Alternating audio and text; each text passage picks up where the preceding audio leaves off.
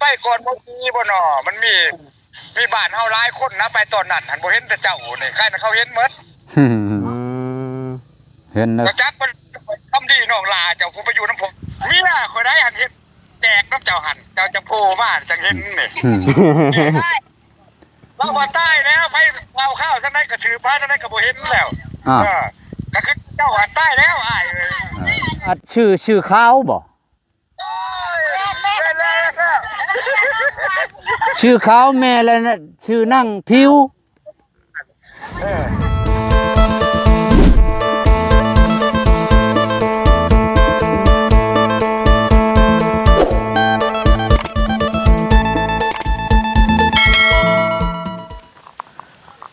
เอาแดดจำมันนี่พี่น้องกันเนาะอยู่ห่มบกต้นใหญ่ๆนี่ยังไข่แน่มันยังเย็นแน่พี่น้องกันเนาะมีลมห้วยเนาะเสียงแมกกาจันห้องเย็นพี่น้องกันเนาะเมื่อวานนี้ก็ฝนตกพี่น้องตกชั่วโมงแต่ว่ามันบ่ค่อยแห้งเนาะมันบ่แห้งปานใดบางบอนก็แห้งพี่น้องกันเนาะทางนี่บ่ค่อยแห้งปานใดเนาะเอามื้อนี้ก็เข้ามาบ้านห้วยยึงอีกครั้งนึงเนาะพอดีเนาะบ่าวบุญสิไปหาทั้งประตูปืนแก๊ปมื้อนี้ก็มีเรื่องราวหน่อยนึงเนาะพอดีมีทั้งญาติเราบอกด้วยว่าจังใดพี่น้องเลยเนาะได้ติดต่อเขามาหาทั้งบ่าวบุญถามบ่าวบุญว่าทั้งพ่อตู้เรานี่อยู่บ้านไหนเมืองไหนเนาะพอดีทั้งเพิ่นว่าเพิ่นเป็นญาติเนาะเป็นญาติของพ่อตู้แต่น่าจะขาดการติดต่อหลายปีบอกด้วยจังใดพี่น้องเนาะเป็นผู้หญิงนะพี่น้องเลยแต่บ่าวบุญกับบ่ฮู้ว่าญาติทั้งใดเนาะเห็นแต่เพิ่นว่าจะได้เบอร์โทรเนาะถามเบอร์โทรนะบ่าวบุญแต่บ่าวบุญก็บ่มีเบอร์โทรเนาะมื้อนี้ก็เลยสิเข้าไปหาทางประตูแล้วก่อนแล้วก็คำว่านั่นก็สิขอเบอร์โทรเราหรือว่าสิให้เราโทรถามทั้งผู้ที่ว่าขอเบอร์โทรเนี่ยเนาะเพราะว่าเพิ่นขอเบอร์โทรทางบ่าวบุญบ่มีเนาะแต่บ่ฮู้ว่าญาติทางใดเนาะเป็นผู้หญิงเพิ่นถามบ้านถามเมืองเนาะบ่าวบุญว่าอยู่เมืองเซโปนถามเบอร์โทรบ่าวบุญบ่มีเนาะเพราะว่าบ่ได้เอาไว้เอาก่อนอื่นก็กราบสบายดีและสวัสดีเพื่อนพี่น้องกันเบิดสุขคนพี่น้องเนาะพบพ่อกันตอนแดดร้อนเช่นเคยพี่น้องเลยเนาะลมพัดไม่ยูคาบ่คือไม่บิ๊กนะพี่น้องเลยเนาะเย็นจ้อยเนาะอยู่ห่มมันถ้าออกแดดนี่ก็แม่นโหพี่น้องเลยอบเอาหัวจะแตกพี่น้องเลยเนาะป้าชาพี่น้องจังใดเราสิอยู่บ่เด้เนาะคำว่าบ่อยู่ก็พุ่นแหละหุบเหวมอนนั่นพุ่นแหละพี่น้องเลยเนาะขุดป้านน้องแล้วพุ่นแหละปล่อยปูปล่อยปลาเราว่าความคิดเอาแต่ว่าจักมันสิอยู่หรือบ่เราว่าขุดไปมื้อละเล็กมื้อละน้อยเนาะถ้าว่าคือมีรถรุดตันคันใหญ่เลยนี่ป้อน้ำนี่ซ้ำสิเอาพี่น้องเลยเนาะแต่มันก็คือว่าได้ใส่เงินหลายเนาะคันบ่ใหญ่ก็เฮาเฮ็ดระบายออกนี่เลี้ยงปลาโตนี่ยันซ้ำอยู่อันสองฝ่ามือนี่พี่น้องเนาะไปซะพี่น้องไปเบิ่งก่อนบ่ฮู้ว่าอยู่หรือบ่เนาะจังไดก็เอาเนาะพี่น้องเอ้ยแดดจ้ำบาดนี่อยู่ตุกน้ำมานั่งห่มนั่งห้อยพี่แหละเนาะฮ้อนแห้งเป็นจังไดบ่มื้อนี้ขุดน้องคลองบึงอยู่บ่ยังเลยฮะรอบแรกยังบ่ได้ขุดบ่ตู้มื้อนี้ยังโอ้ยเนาะกินมันเมื่อยโดยหาพื้นหาดัวก่อนโอ้พื้นก็หลายจำเนาะเดี๋ยวบ่มีแนวเผาโดยเอาซั่นเอาเมียนพอดีละมาหาประตูมื้อนี้ก็มีเรื่องอยู่ในตู้เอ้ยมีเรื่องด่วนอยู่มื้อนี้เนาะเอานั่งฮ้อนอบอ้าวซับเนาะมืดแน่พี่น้องเอ้ยมันส่องแสงแดดแน่เนาะเอาสบายดีเด้อตู้เด้อสบายดีตามหาบ่เห็นพี่น้องเอ้ยโอ้มันบ่ได้อยู่แล้วบ่ได้อยู่บ่หาอยู่บ่มีของกินนะหากินหายาหาผักหาหญ้าหาขี้โกะกระป้อมไปซั่นแหละได้อยู่บ่มันบ่ได้นั่นแหละเอาเนาะมันยากก็มีแนวนี่อะไรอยู่มื้อนี้ เนาะ อืม มีอันน่ะจักสิเป็นญาติเจ้าบ่หรือว่าจังไดติดต่อมาหาทางเฮา เห็นบ่เห็นบ่ ผู้หญิงเด้นี่น่ะ โอ้ผู้หญิงบ่ทันฮู้ ท่านฮู้บ่ บ่ทันฮู้จ้ะ ผู้สาวบ่จักจ้ะ บ่มีดอกผู้ชาย ฮะ บ่มีดอก บ้านเจ้าบ้านหยัง บ้านหินลาด โอ้แม่นได้จ้ะ บ้านหินลาด เมืองเหล่างามแขวงชลวัน อื มาแต่พุ่นบ่ แม่นบ้านหินลาด หนูญาติพี่น้องแหล้วบางเถื่อคนหลายดอกคนในบ้านนี่ อันตั้งแต่อันจากบ้านเกิดเมืองนอนมานี่มีโทรติดต่อภายในนั้น บ่ฮู้เลยเฮาก็ฮู้นี่แหละคือเจ้ามาเฮ็ดอันนี้แหละจังเขาจังฮู้นี่ คอยสิบ่ฮู้เขาแล้วเขาฮู้ทั้งนี้แล้ว บ่ เขาจังติดต่อมา เขาว่าตายแล้วเขาแจกเขาวพอแห้งแล้วมีร้านชายบอกมื้อนี้เจ้าเขาแจกเขาแล้ว ไผน่ะ อ้าวมันว่ามันเป็นลูกของน้องชายน้องชายมันเหตุการณ์อยู่แขวงจำปาสักเดี๋ยวนี้ได้ชั้นพันโทแล้ว โอ้ เป็ เพิ่น นการคลังการเงิน โอ้เพิ่นจนได้แจกข้าวให้เจ้า แจกหมดแล้วบ้านแจกเขาแล้ว โอ้ เดี๋ยวนี้เขาฮู้แล้วว่าประท่านตายนะเขาดีใจกับบ้านว่า เขาอยากให้เมื่อบ้าน ตอนนี้บ่ แต่เพิ่นร้านชายแล้วสิมาเอาเนี่ยแต่ว่ามันยังค่าชอมรบเดี๋ยวนี้ชอมรบรวมเวียดนามกัมพูชา โดยเพิ่นสิให้เพิ่นสิให้เมื่อบ้านนี่ให้เมื่อเล่นบ่หรือว่า ให้มาลินมาเบิ่งนี่นะ มาเบิ่งบ้านเกิด พี่น้อง เมืองนอน เบิ่งให้พี่น้องเห็นหน้า ให้ เห็น พี่ ตา น้องเห็นหน้าเห็นตา เขาคิดว่าตายแล้วเขาแจกเขาแล้ว โดย มันเดี๋ยวแต่73ออกมานี่จักปีจะว่า40ปลาย50ปลายปีละ 40ปลาย50ปลายปีนี่คือบ่ได้ บ่ได้นั่นเลย บ่ได้เมื่อใกล้บ้านใกล้เมืองนั่นเลย บ่ไปหน้าเลยเลย แล้วก็บ่ได้ติดต่อไปเลย บ่ อ๋อ ไปหน้าไปฮอดชำเนื้อเชียงควงพุ่นไปหมดแล้วพุ่น อ่า ไปเวียดไปบาดไปหมดแล้วไปเฮียนไปแต่น้อยแล้วนะเขาส่งไปเฮียนเวียดคนเชียงเฮียนหนังสือ แต่ว่าเจ้าได้ร่วมกับหลานอีกคนนึงนะบ่ ล่มแล้วมันโทรมาไปถามว่าเจ้าเป็นไผคอยนี่เป็นลูกของน้องชายเจ้าว่ะเดี๋ยวนี้เท่าคำดีหันว่ะคันเท่าคำดีแล้วแม่นแล้วน้องชายคอยมีบ้านหินลาดเมืองละงามแข้งชลวันแต่คอยเป็นทหารแล้วเดี๋ยวนี้ว่ะคอยเหตุการณ์อยู่จำปาชักพี่เป็นการเงินของแขวงจำปาชักเป็นของ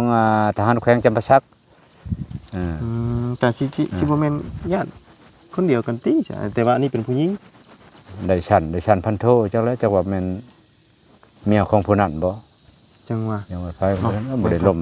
แต่ว่า ล่มแล้วจัง แต่ว่ากับน้องนี่ยังบ่ได้ร่วมเทื่อบ่กับน้องชาย น้องบ่ล่มกับลูกมัน เดี๋ยวเด้อเพิ่นนี่เด้เพิ่นทาง Facebook เนาะเพิ่นได้แชทมาลงเด้อใช่นี่เด้Facebook อันน่ะคำดีเนาะเพิ่นส่งมาให้แม่นบ่เห็นบ่นี่นี่เพิ่นส่งมาให้เมื่อกี้นี่ ให้อ้ายโทรใส่เฟซนี่เด้อเป็นเฟซน้องชายเล่ากันว่าฮอดเราแล้ว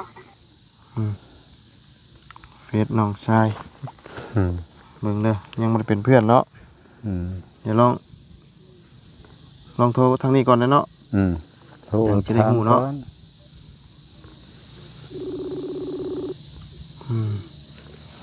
โทรทางนั้นคือเก่าได้ยังมันเป็นเพื่อนเนาะโดยสบายดีเด้อ ไปแล้วโดยสบายดี โดยนี่คือสิแม่นได้เนาะ จังว่า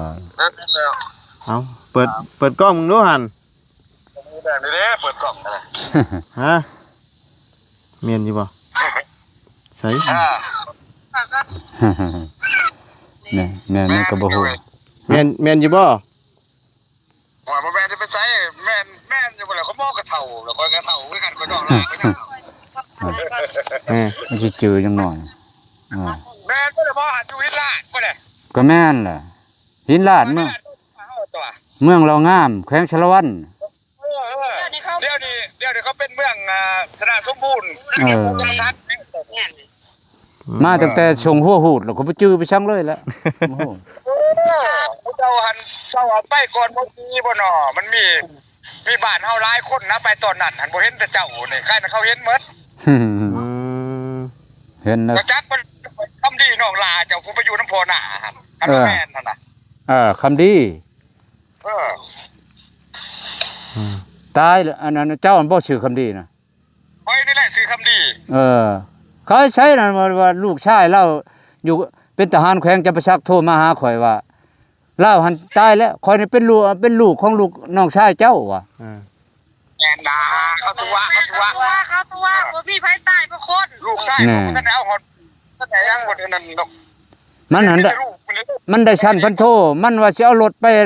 พาข่อยเมื่อยามบ้านนี่ยังค่าซ่อมรบ ลูกใครหนอลูกบ่เว้ลูกบ่เบ้นได้หาไหนอันนี้เขาบ้านนี่ล่ะบ้านนี่ล่ะคือกันเขาละเบิ่งมี4คนผู้หญิงผู้ชายหมด3บอกเขาละเบิ่งอ่ะแม่นบ่มันแม่นบ่แหละอ้ายน้องเฮาหันมันมี4คนใด 4 คนมีแต่ผู้ชายหมด แม่นเขาบอกสั่นคอยได้น้องลาหมู่บ่เด้คนสิไล่เจ้าพันเด้อมาท่องมาชี ชื่อบุญบ่ตะกี้ครับ ชื่อข่อยบุญว้อยตะกี้ บุญว้อยกูต้องย่องเว้ยนั่นแน่โอ้ยนั่นแหละมีน่ะข่อยได้หันเฮ็ดแจกน้ำเจ้าหันเจ้าจะโผล่มาจังเห็นนี่เราบ่ตายแล้วไปเอาข้าวซั่นได้ก็ถือพาซั่นได้ก็บ่เห็นแล้วก็คือเจ้าหันตายแล้วอ้ายไอ้เมียคนก็เลยเราเฮ็ดต้นเฮ็ดยังนำแต่ว่าเฮ็ดบางนึงนี่นะกับผู้ดีมากินข้าว FC นี่โลดเขามาลงอันนี้แล้วจังหูหั่นน่ะคือเจ้าจังหูข่อยสิบ่ฮู้หยังแล้วข่อยมาบ่อันนั้นข่อยไปอยู่นำพ่อเด้หมู่จะไปพ่อแม่พ่อเฮาจะจักอยู่บ่ คือว่าชื่อขาวบ่ชื่อขาวแม่แล้วนะชื่อนั่งผิวเจ้าเขามายาบแต่พี่มายาบน้องยาบนุ่งอ้าวไผสิจักยามบ่จักจังลุงกระชอนก็บ่มีจักดีลุงกระชอนบ่พาไปฮะ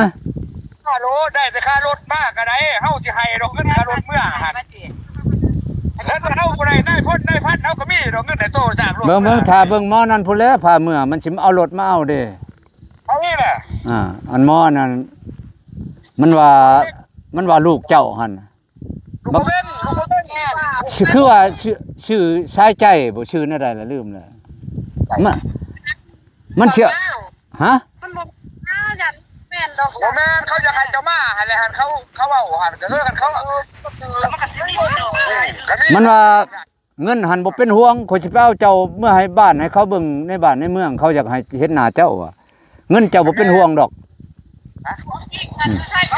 โอ้มันชอมลบแล้วมันสิมาเด้ถ้าเมื่อน้ำพลพุ่นแล้วเมื่อก็เขาว่าลูกข่อยนะพุ่นสุดท้ายก็เขาอยากให้เรามาจังเขาก็แล้วก็เขาก็หาว่าลูกข่อยคุณบ่พ่อข้าวเนี่ยบ่ยังเวียกน้ำข่อยเนี่ยข่อยเอามาเฮ็ดเวียกน้ำตะกี้เขาไปอยู่น้ำเขาเลยว่าเฮ็ดเวียกน้ำกูบริษัทขอเตรียมเดี๋ยวนี้ชื่อข่อยเป็นชื่อน้อยพัฒนาแหละบ่แม่นชื่อเก่ายินอยู่ชื่อเจ้าตะกี้แต่หมู่เจ้าลงมาแต่ซ้ำเนื้อเชียงกวางเขาว่าชื่อคนชื่อน้อยมีอยู่บ้านทิศลาดเขาว่าตอนนั้นเจ้าบ่ทันเอาเมียดอกข่อยก็ยังเป็นบ่าวอยู่ตอนน่ะบ้านนี้มันหลายปีแล้วบ้านนี้ก็มิดย้ายไปเลยจักแต่73เด้อจักปีแต่ว่าก็ลบบวกคุณหารเบิ่งมัน40ป้าย50ป้ายเลยได้อันนี้น้องลาบ่ก็น้องลาแล้วชื่อคำดีมี4คนในครอบครัวเฮาจังเบิดตายน้องเฮาหั่นแน่เขาว่าตายหมดบักทองบักซีก็ตายแล้วคำดีก็ตายแล้วสิพากันตายหมดโพดดอกคือว่ายืนแต่เฮาแท้ว่ะว้ายโตบ้านยังเลยตัวอยู่ฮะบ้านหินลาดตะกี้บ่นะบ้านตัวอยู่เดียวเอาเมียหั่นนะบ้านห้วยยึงเมืองเชโปนแขวงชวรรณเขตโอ้ยห้วยยึงแล้วว่าจะบ่ใกล้เนาะบ่ใกล้ทั้งสวรรค์สิใกล้หยังสวรรค์กับสารวัตรก็ดิ้นจอดกันเขาลงเมืองคงเลยครับเขาสิไปดัดเอาเขาจะเอารถใหญ่ไปดัดเอาเด้อมาหามเอาอยู่พี่รถเราว่ะ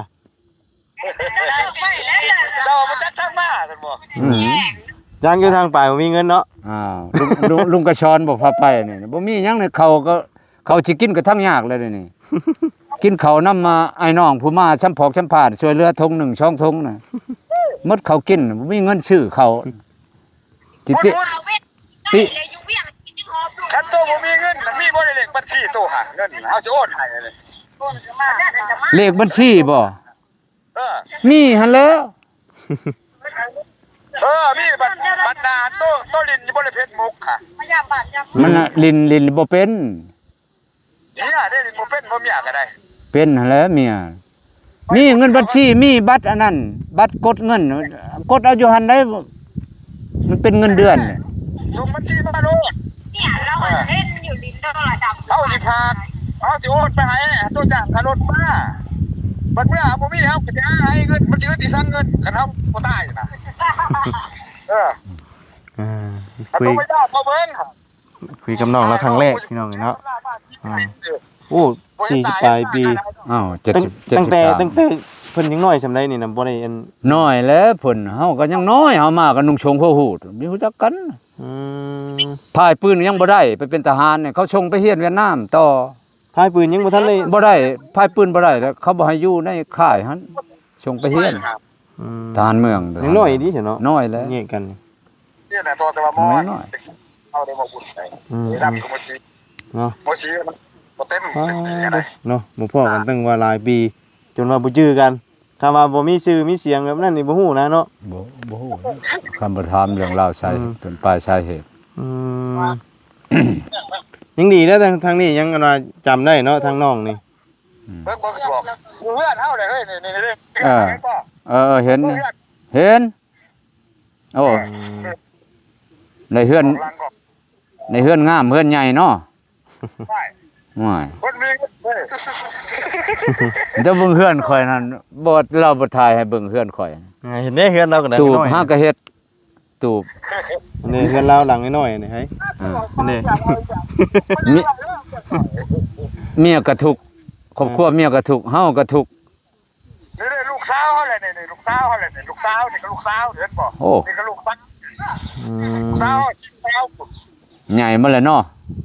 ลูกชาย2ลูกชายลา18ปีน่ะนี่ลูกชายกุ๊กอันนี้ติดอยู่ในที่เตานั่น อืม มีลูกมีหลานเบิดแล้ว แนวมาแล้วเฮ้ยแต่72 73 จากกันตั้งแต่หัวส่งของท่านพูดเราอะเนาะ นุ่งชงพ่อฮูดแล้วไป ส่งเขาพูด บ่ได้มีได้ชงย่างกระติวขึ้น บุญ ขอบใจเจ้าพวกเรา FC เราส่งข่าวให้เฮาฮู้เฮาจักครับพวกเราลง YouTube นี่ครับ ข่อยก็มีโทรศัพท์นี่ข่อยบ่เป็นลิ้นหากระชื่อ ผมเป็นลินกับเมียเด้บอกไปเมียเด็กน้อยก็คักสวัสดีนำไว้ เพชรข่อยหันน้อยโตภาษาอังกฤษ ไปสิเป็นภาษาอังกฤษ น้อยย่าวางน้อยอ้าวเอ็น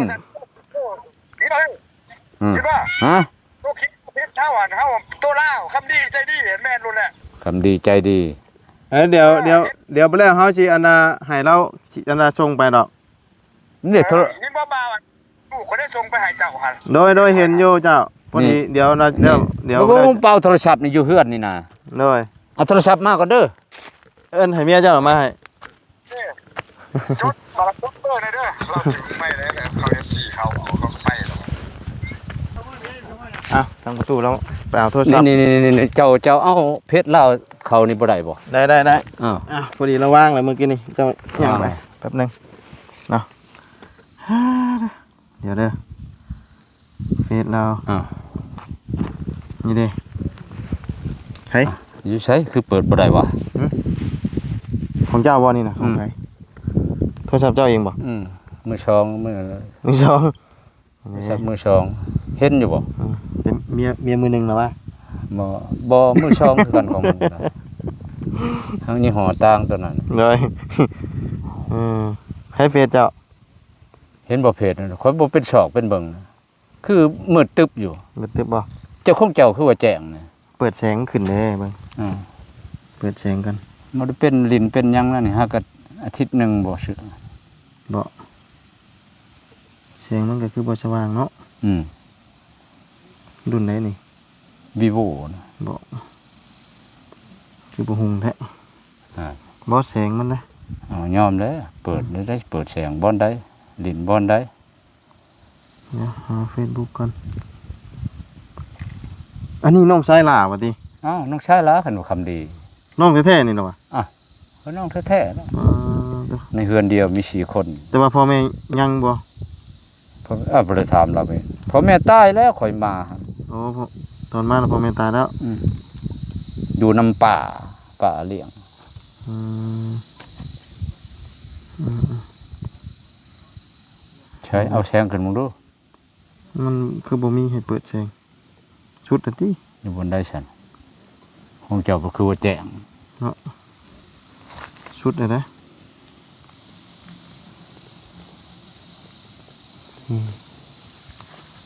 เด้อแป๊บนึงคนเบิ่งก่อนมีสัญญาณเน็ตอยู่บ่นี่ บ่ได้เปิดสัญญาณไปจัก หึ ข่อยหมดสัญญาณบ่ แม่นบ่ใช้ เบิ่ง คือเล่นยากเลยโทรศัพท์ก็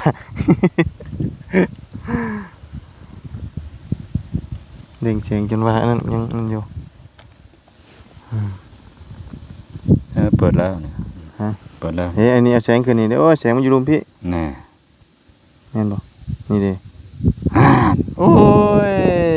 คือเคยลิ้นก็ยังบ่นั่น โอ้มัน เอา รูด หากระจับ มันจะมันรูดขึ้นทั้งลุมเด้มันเอามันรูดขึ้นทั้งเทิง โอ้ยมันยี่ห้อต่างกันมันบ่คือกันได้ก็แค่แน่บัดนี้ เปิดเน็ตได้เนาะ มันเปิดแล้ว เบิ่งนี่เด้ อืม คำดีใจดีอ๋อภาษาลาวค คือเขาแล้วบ่ได้เป็นเพื่อนกันสิ ำนี่กำลังสิส่งไป โอ้ยหิวข้าวแล้วจะกินยาก่อนบ่ไหว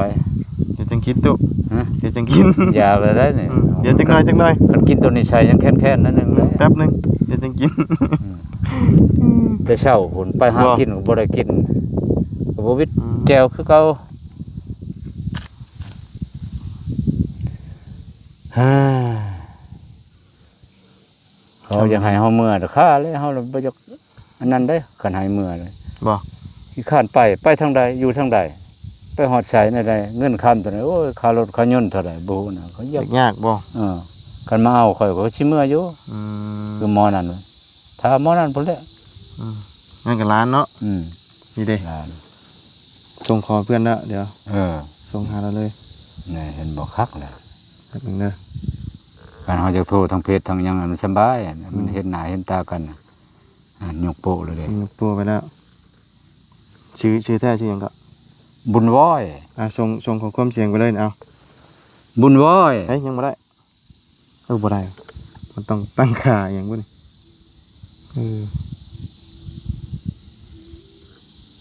อ่ะ บุญว้อยชื่อน่ะ เรายังบ่ฮับลองโทรบ่ เนี่ยสัญญาณเป็นของ สัญญาณอินเทอร์เน็ตเนาะโทรแล้ว เราโทรบ่ โทรยังบ่ได้เพราะว่าเพิ่นยังบ่ฮับเป็นเพื่อนเนาะอย่าส่งบอกเรากันเด้อ อันว่าส่งขอเป็นเพื่อนไปเด้ออันว่าเมื่อกี้นี่ชื่อเฟซของเจ้านี่แม่นชื่อหยังก็ น้อยNOY ภาษาอังกฤษ อันนี้บ่ ใช่ อันนี้บ่ของเมียเจ้าตีน นี่ของข้อยอันนี้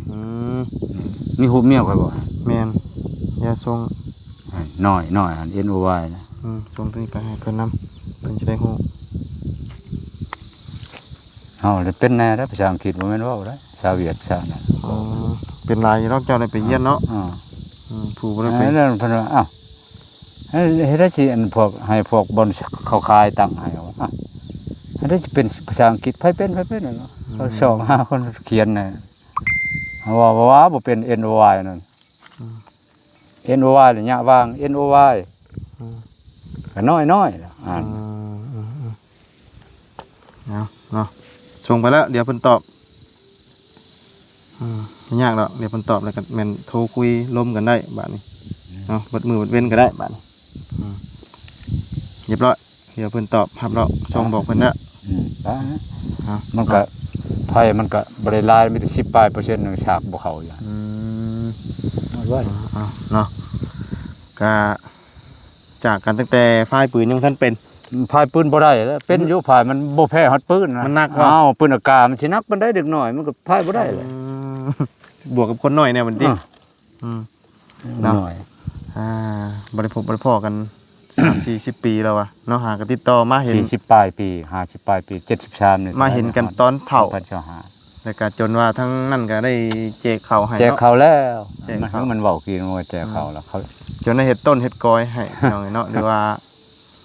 เฮ็ดบุญเฮ็ดทานเนาะ แห้งอายุยืนยาวแล้ว เนาะ นั่นน่ะอลีแล้ว เพิ่นของแนวเพิ่นคิดว่าเฮาตายได้เนาะ เออ บ่ติอันนี้ก็คนในบ้านก็มีคือกันหากเฮ็ดบุญไปบางนึงนี่ไปแบบนี้ละบ่พอเลยเท่ากับมื้อนี่แต่ก่อนน่ะก็ลงไปหาเฮ็ดเวียกเฮ็ดงานอยู่ไทยอ่ะนะ อืม แล้ววันนี้ได้ข่าวว่ามาบ้านมาหยังแล้วก็เงียบเลยจักอยู่ไสจักเป็นตายได้ดีเพิ่นก็ได้ตัดสินใจเฮ็ดบุญเฮ็ดทานแจกข้าวหา คนนั้น บางแล้วนี่เนาะหลายปีเลย หลายปี 30-40 ปีคือกันนึงก็ได้ 30ปลายขึ้นไปเขาแจกเราได้ เพราะว่าบ่ฮู้ว่าตายหรือยัง เห็น เด้ ข่าวเห็นข่าว ให้ตามหาก็บ่เห็น ผู้ใดก็บ่เห็น เอานี่ก็ดีมุกดีใจน้ำเนาะญาติพี่น้องนี่ติดต่อมาหาทางนี้เราก็บ่ได้ รอถ่าแต่หมอนั่นนะเดี๋ยวนี้หมอหลานชายนะมันยังสอบรบมันผู้มีเงินแน่มีเงินมีอำนาจแล้วเฮ้ยเป็นนายเว้านายพันโทพันเดนะ ถือว่ามีเงินมีอำนาจแน่เนาะ มีอำนาจแล้วเว้า ไปใช้กับเขาจงเขาเจียมได้บ่อนใดจอดบ่อนใดทำบ่อนใดตำรวจตำเนียดก็จงได้ทหารได้เขานั่นได้ โดยประตูได้คู่มือนี้ยังนั่นอยู่บ่ คอยมันหมดแล้วหมดอันเขาปลดอันนั้นแหละปลดประจำการ ปลดประจำการเป็นเบิดแล้ว คือ บ่ ตะกี้วิทยานแล้ว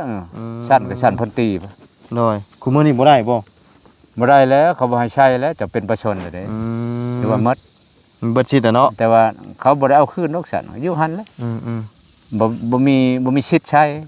ประชนบ่มีสิทธิ์ใช้ติดชั้นติดลือหั่นนะ โดย แล้ว แต่ว่าสิให้แบบว่าคนเก่งกามคือแต่เก่าบ่มีเนาะ ก็บ่มีแล้วเฮาเป็นประชน ปลดเนาะ แล้วเขาของปลดประจำการแหละ ปลดประจำการ หมดอำนาจแล้วเจ้า สี่บ่ได้นะ ขนาดคือตะกี้โทติดดาวไปนี่ตำรวจมันสิไปกักได้ถือปืนถือหยังก็สบายโอ้ตำรวจมันแห่งรองทหารอีกคันสิเว้าล่ะชุดกับทหารได้เชื่อบนใดทหารได้ไปเฮ็ดตำรวจมันรักษาความสงบในเมืองขอบเขตและขอบเขตนึงซื่อเจ้า ทหารนี่แม่น ทหารมันล้อมหมดประเทศ ตามชายแดนเนาะ ชายแดนมีแต่ทหารเชิกบนใดก็ไปงานทหารนั่นแหละ ตีก่อนเนาะ ไปตีอะไร ก็แม่นอยู่ไสคือกันเนาะ อยู่ใช้กัน คำว่าบินยิงอยู่เทิงก็เป็นทหารเนาะ อ้าวแนวมันแล้ว มันมีหมดได้ปืนทหารปืนยิงหยองยิงยนต์มีหมด เลย ตำรวจบ่ได้มีเลยมีแต่ปืนน้อยธรรมดารักษาความสงบ ก็แม่นอยู่เนาะ อันนี้จะเบิ่งคัก แม่น ๆตามได้เฮียนตามนั้นว่าตามเจ้าตามนายเพิ่นเว้า เฮาก็เบิ่งน้ำหนังได้เฮาก็ได้เนาะเบิ่งน้ำหนังและเห็นอยู่ไสกับทหารแล้ว คันว่าตำรวจเห็นน่ะศัตรูอยู่ใช้กันมีแต่พนักงานทหารแหล้วทหารไปจัดการนั่น เลย คำว่าคนตีกันบ่